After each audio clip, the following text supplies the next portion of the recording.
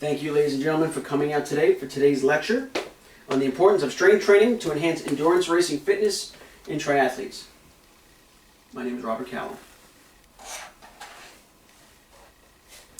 want you to imagine you're racing an Ironman triathlon, a race of 140.6 miles.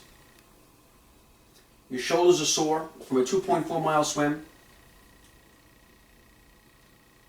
Your back, neck aching from being hunched over your bike for 120 miles.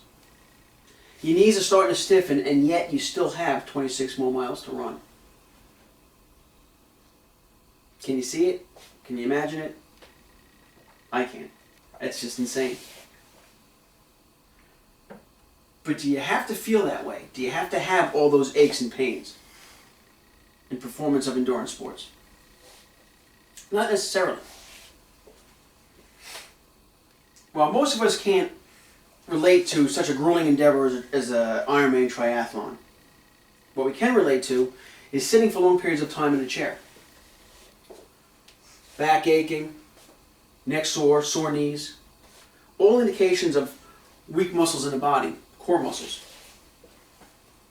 These same muscles are what's causing the same pain in the endurance athlete. In today's lecture, I hope to impart upon you the significance of strength training in endurance sports.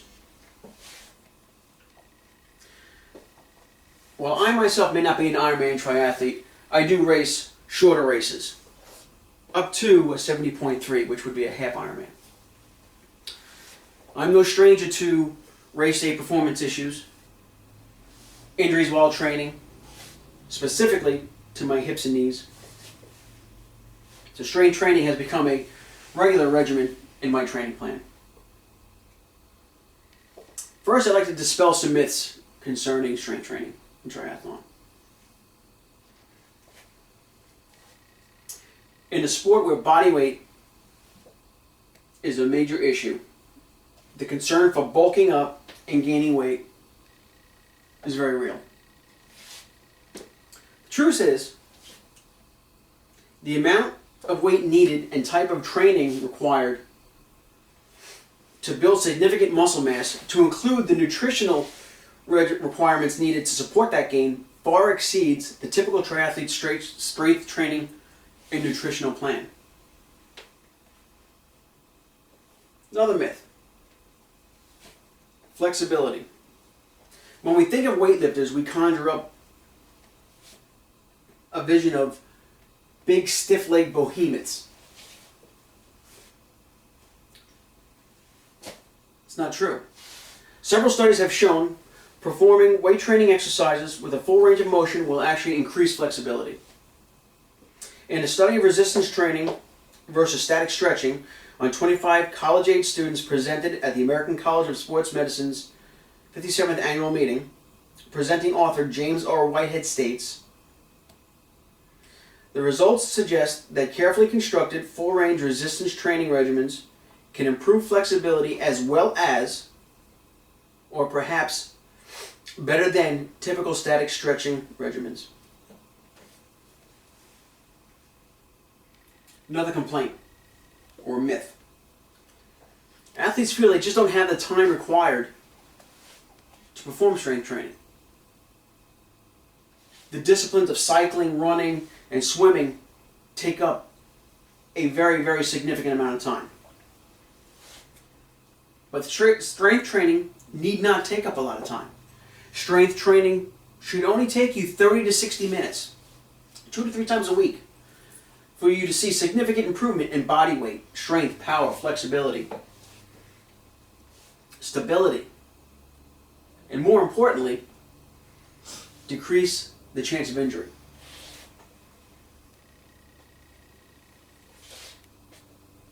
A lot of people feel they need to go to a special gym. Now, while going to a gym might make things a little bit easier, creates variety, you don't necessarily need to go to a gym to strength train for triathlon. Simple sit-ups, push-ups, plyometrics is all one really needs to build a strong core, develop explosive power, to supplement their training needs. But what are the benefits? What do we hope to achieve?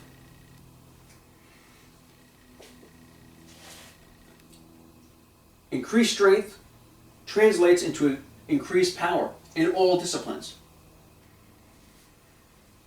Well, we might consider triathlon as an endurance sport. If you look closely enough, it is deeply influenced in resistance and friction. Resistance of the water against your body, the friction of the tires against the road, the gravity pulling you down a hill, either forward or backwards, and the resistance of you having to propel your body forward for however many miles you might be racing. All require power to overcome the forces of nature. All require strength to maintain balance and stability.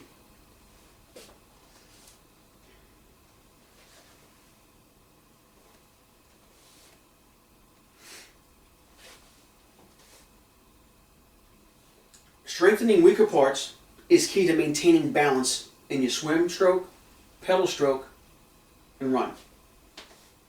Many knee, hip, and back issues are products of overcompensating for weaker muscles in the body. Efficiency is also affected when dealing with balance issues. Swim efficiency greatly decreases when one arm is even slightly weaker than the other. The same can be said for your legs during the pedal stroke, on the bike, and your stride and speed on the run.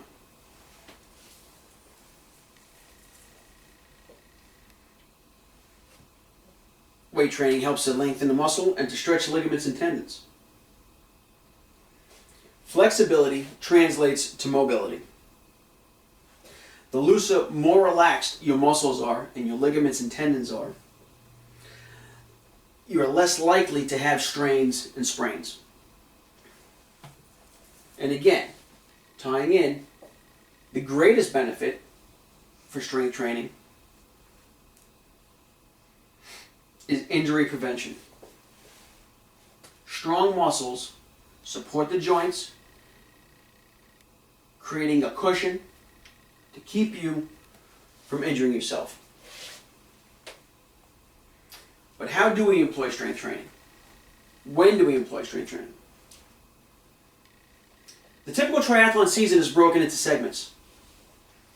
They are the preparation, base, build, peak and taper, ending in your race.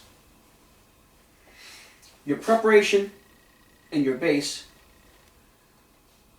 is where we would typically focus on deficiencies we've noticed in the season, things that we need to work on.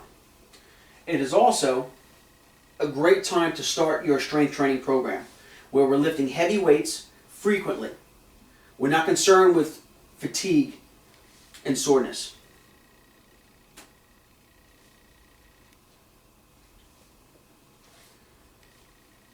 In your build periods, we're starting to incorporate swimming, running, cycling.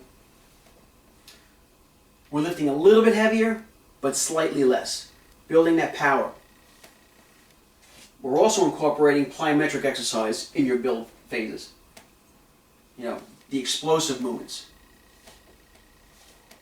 Your peak and taper is where we've achieved the pinnacle of our fitness. We're ready to race, but we want to maintain what we have. You want to maintain that conditioning, that explosive power. But we don't want the fatigue and the soreness that we had in the other periods. So we start to ease off a little bit. Lighter weights, more explosive movements, a little less frequent, until we reach the peak, which is your race.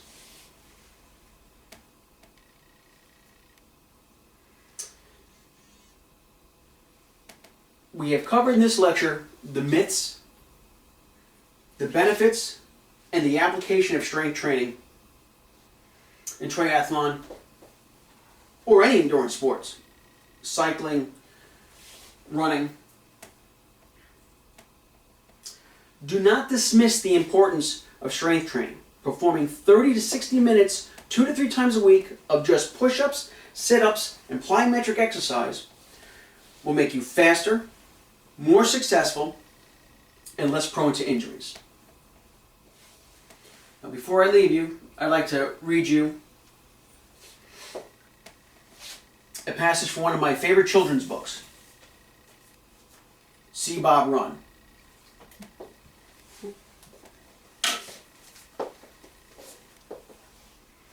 See Bob run. See Bob run without proper strength training. See Bob run without proper strength training develop bursitis in his hips and his knees. Strength train, Bob, strength train. Thank you for coming. I hope you enjoyed today's lecture.